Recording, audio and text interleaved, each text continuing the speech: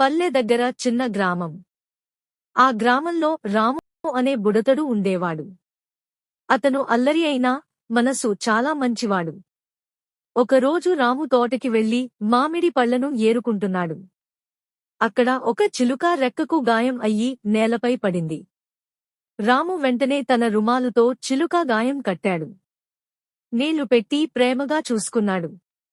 కొన్ని రోజులకు చిలుక పూర్తిగా క్షేమంగా అయింది.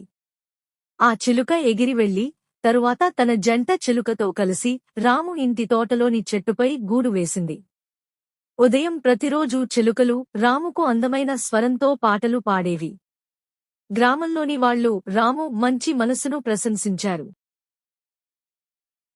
కథ నీతి: చిన్న జంతువులను, పక్షులను మన ప్రేమతో చూసుకుంటే అవి మనకు తిరిగి ఆనందాన్ని ఇస్తాయి. మా మాయ కథలు ఛానల్కి వెంటనే సబ్స్క్రైబ్ అవ్వండి.